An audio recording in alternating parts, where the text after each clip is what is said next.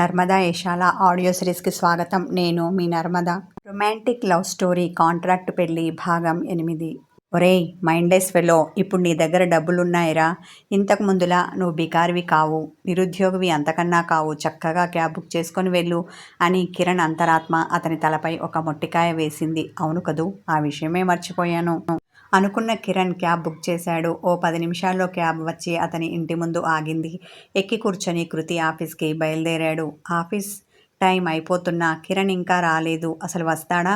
నిన్న ఫోన్పే చేసిన డబ్బుతో జంపు జిలానీ అవ్వలేదు కదా, మనసులో సంశయించింది కృతి. తన క్యాబిన్లో కూర్చొని కిరణ్ కోసం ఎదురు చూస్తున్న కృతి అసహనానికి గురైంది. మే ఐ కమిన్ మేడం అన్న కంఠస్వరం ఆమె సహనానికి పరీక్ష పెడుతూ వినిపించింది ఆమెకి. కృతి చెప్పిన టైంకు అరగంట లేటుగా వచ్చాడు కిరణ్. రా నాయనా రా అంటూ కోపంగా అతన్ని చూసింది. మొదటి రోజే టైం మెయింటైన్ చెయ్యని వాడివి, ఇక సంవత్సరం అంతా ఎలా మెయింటైన్ చేస్తావు? కమాండింగ్ వాయిస్తో అడిగింది.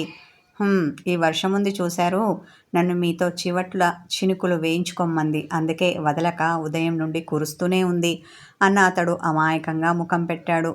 చేతులు కట్టుకుని ఎలిమెంటరీ స్కూల్ పిల్లాడిలా ఆమె ముందు బుద్ధిగా నిలబడ్డాడు. కిరణ్ ఇలా అనగానే ఆమె ముఖంలో కోపం పోయి పెదవులపైకి నవ్వు మొలక మొలిచింది. చిన్నగా నవ్వుతూ, మీ దగ్గర ఏమీ ఉన్నా లేకున్నా ఇలాంటి మాటలకేం కొదవలేదు అన్న కృతి కూర్చోమంటూ అతనికి కుర్చీ చూపించింది. ఇంతలో అటెండర్ టీలు తీసుకొని వచ్చి టేబుల్పై పెట్టి వెళ్ళాడు. కృతి ఒక కప్పు తీసుకొని మరొక కప్పుని కిరణ్కి ఇచ్చింది. బయట వర్షం పడుతూ చల్లగా ఉండడం వలన వేడిగా టీ తాగుతుంటే ఎంతో హాయిగా అనిపించింది అతనికి. థ్యాంక్ యూ మేడం అన్నాడు. ఎందుకు? తన కనుబొమ్మలు ముడివేసి అతన్ని చూసింది.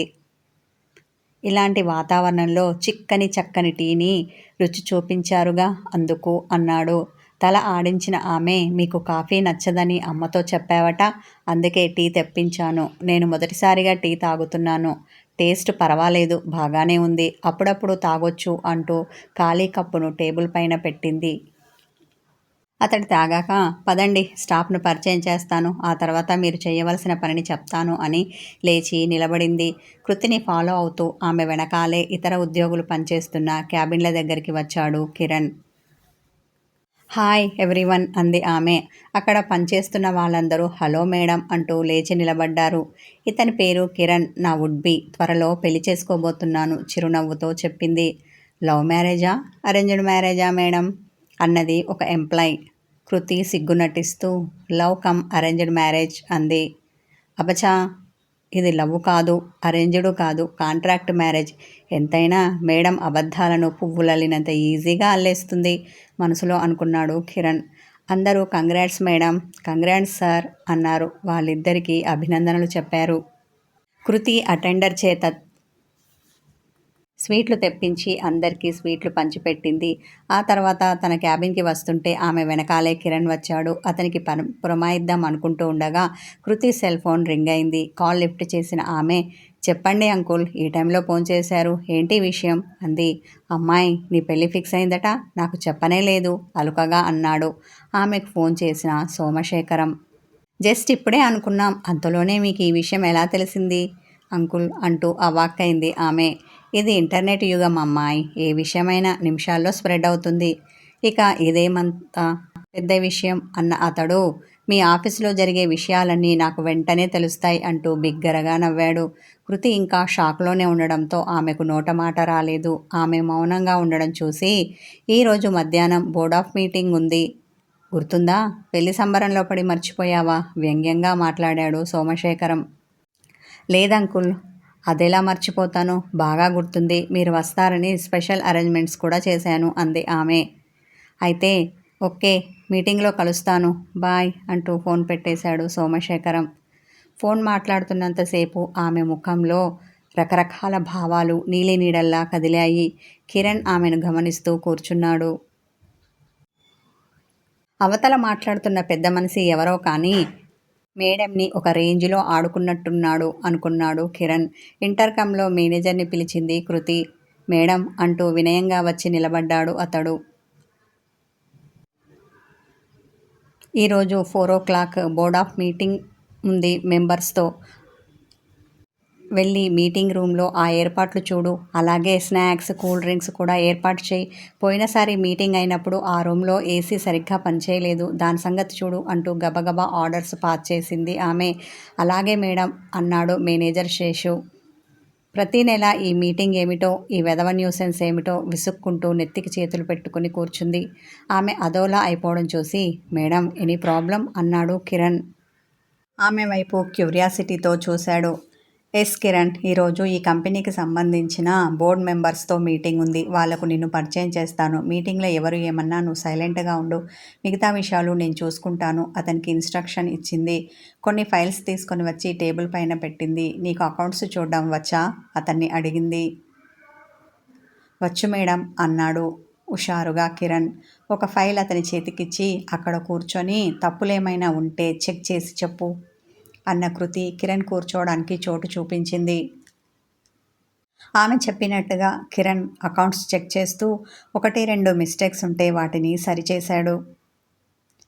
మేడం చెకింగ్ అయింది, పెద్దగా మిస్టేక్స్ ఏమీ లేవు, 1-2 ఉంటే వాటిని సరిచేశాను, మీరు ఒకసారి చూడండి అన్న కిరణ్ ఫైల్ని కృతి ముందు పెట్టాడు. గుడ్ జాబ్, చాలా త్వరగా పూర్తి చేశారు. అకౌంట్స్లో మంచి ఎక్స్పీరియన్స్ ఉన్నట్టుంది. ఇంతకుముందు ఎక్కడ పనిచేశారు అతన్ని అడుగుతూ ఫైల్ చెక్ చేసి సంతకం పెట్టింది ఆమె.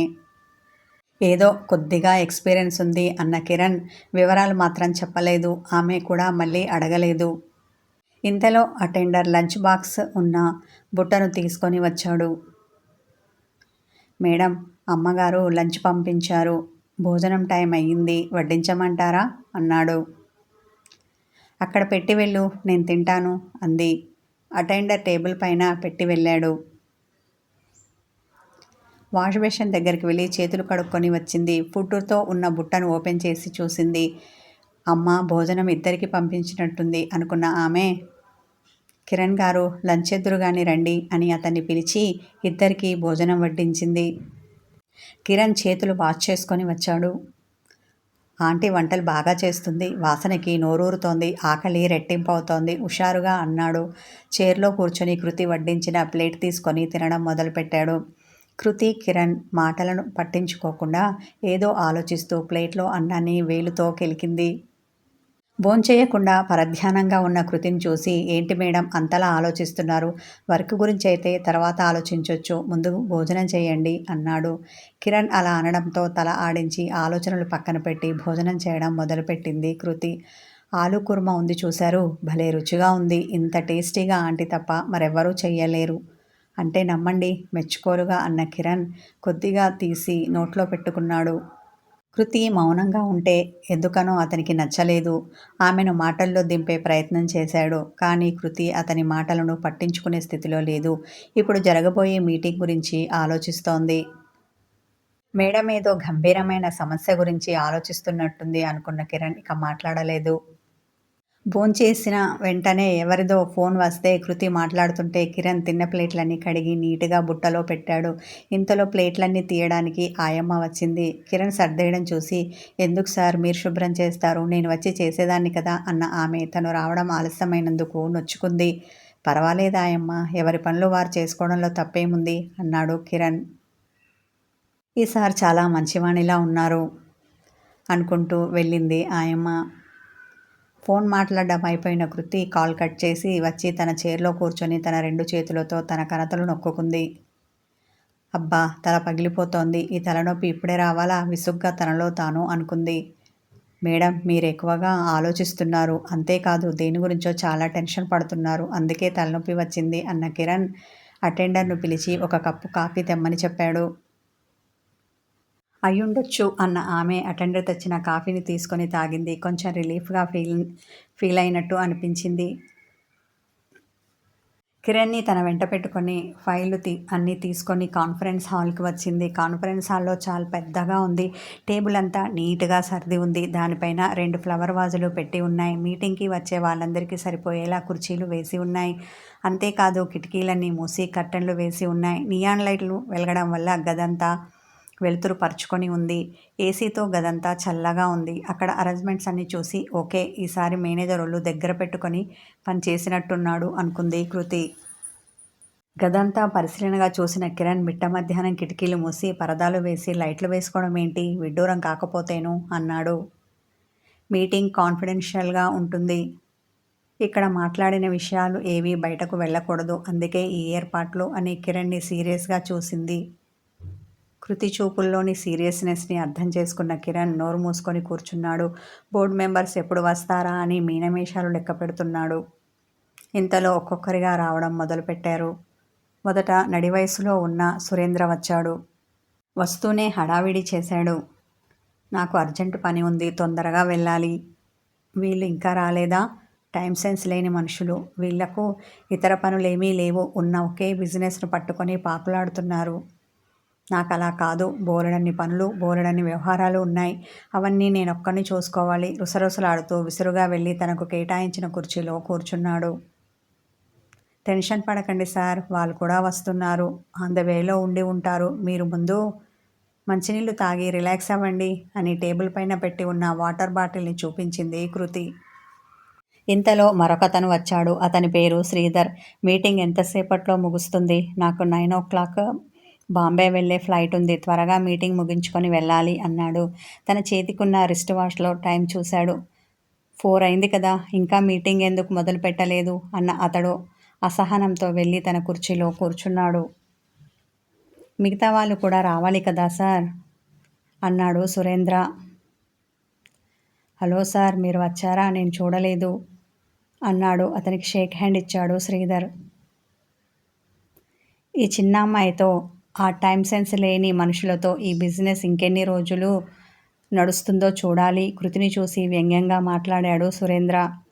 అందుకేగా బిజినెస్ చేసే సత్తా ఉన్న మన ఇద్దరిలో ఎవరో ఒకరం ఈ కంపెనీని టేక్ ఓవర్ చేసుకుందామంటే వినరు. నాకంటూ పోటీకి వస్తారు చేతకాని దద్దమ్మలు. మిగతా వాళ్ళ మీద కారాలు మిరియాలు నూరాడు శ్రీధర్. వాళ్ళ మాటలు వింటూ అసహనంతో కదిలింది కృతి. కథ కొనసాగుతుంది. హాయ్ వ్యూవర్స్, ఈ వీడియో చూసిన వాళ్ళందరూ మంచి కామెంట్ పెట్టండి, లైక్ చేయండి, హైప్ చేయండి. నా ఛానల్ నచ్చితే సబ్స్క్రైబ్ చేసుకోండి. Thank you.